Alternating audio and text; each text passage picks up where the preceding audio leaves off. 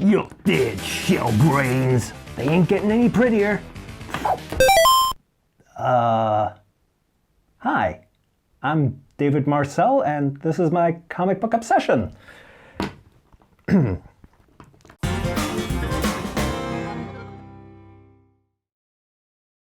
today we're taking a look at the Teenage Mutant Ninja Turtles, Archie's 100-page spectacular! Is it any good? Well, you're not going to hear me say this a lot about a Teenage Mutant Ninja Turtles product, except for maybe that one, but no, it's not. This comic book covers the first, and in my opinion best, season of the 1987 Teenage Mutant Ninja Turtles TV show. And during that time, when the show was picked up for syndication, Archies and Mirage Studios struck a deal. Mirage would continue to publish their ultra-violent and really weird Teenage Mutant Ninja Turtles stories, and Archies would cover a more kid-friendly market. The story opens with April covering a crime wave when she's attacked by some of the Shredder's punks. She escapes into the sewers. After passing out from blunt head trauma, she's rescued by everybody's favorite Fab Four. No, not the Beatles, the Turtles. After the obligatory introduction scene, the Turtles and April follow a trail that leads them to the Ninja District. While the Turtles check out the Ninja Pizza Parlor, April is caught snooping around Manhattan securities and captured by the Foot Clan. The Turtles rescue her, however they lose the Foot when they flood the building that was connected to the Technodrome. The next day, the Turtles and Splinter pick up the chase, while Krang inspires the Shredder to mutate his own people. A quick trip to the zoo by two roadkill Rodneys later, Bebop and Rocksteady are born. Splinter, in the meantime, catches up with the Technodrome and is captured. The Turtles, of course, arrive to rescue him, and turn down the Shredder's offer to join him. After defeating Bebop and Rocksteady, the Turtles take a well-deserved rest. The peace doesn't last long, however, as the Shredder recruits down on his luck scientist Baxter Stockman to build him an army of his trademark Mouser robots to track down Splinter. The next story sees the Turtles hooking up with the Neutrinos, who burst through the portal Shredder has opened to Dimension X while trying to call forth Krang's army. The Turtles take down the Neutrinos before realizing they're on the same side and hooking up to defeat Shredder and Krang.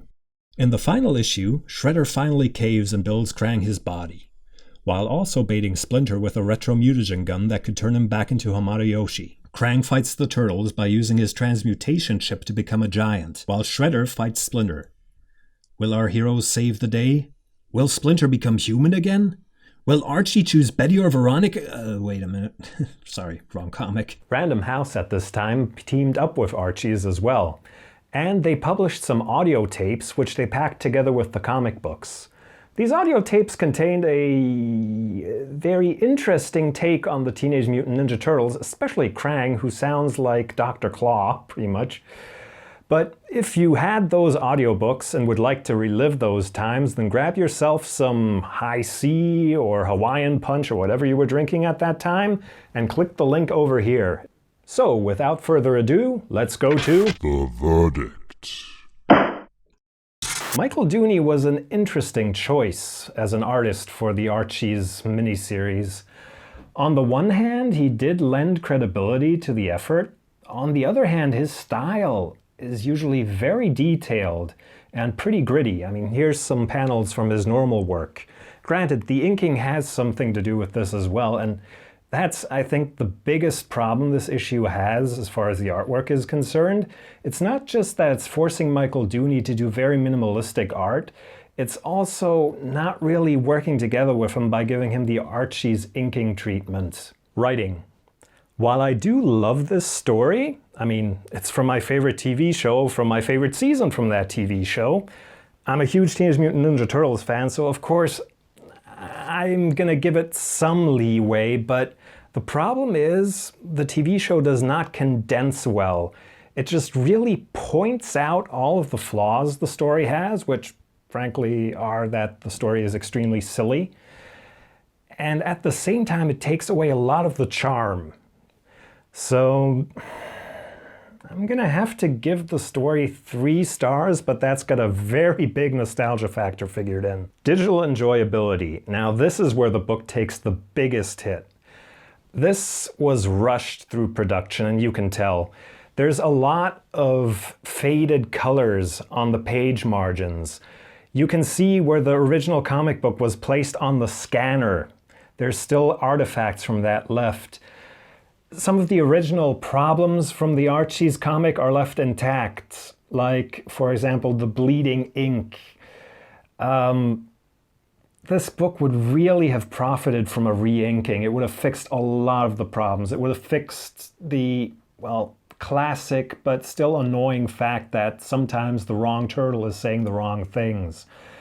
I mean, this isn't something that's just in this comic book. It was in the TV show as well, that the inkers just sometimes went like, one of them's red, one of them's blue, one of them's purple, one of them's orange, they're interchangeable.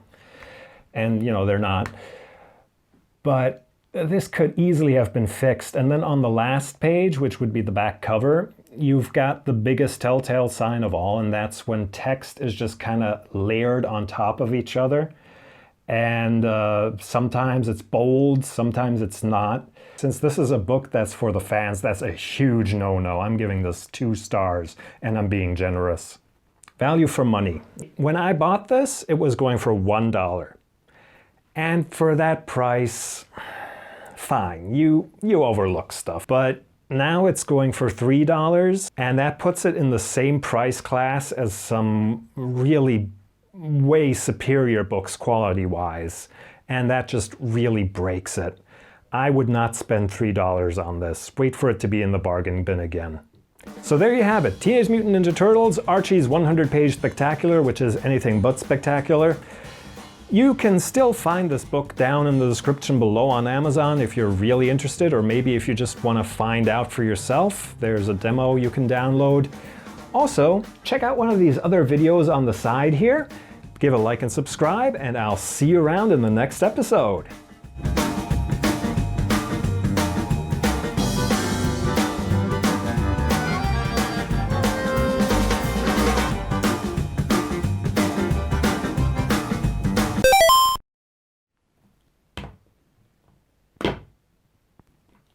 Bebop is not being very cooperative.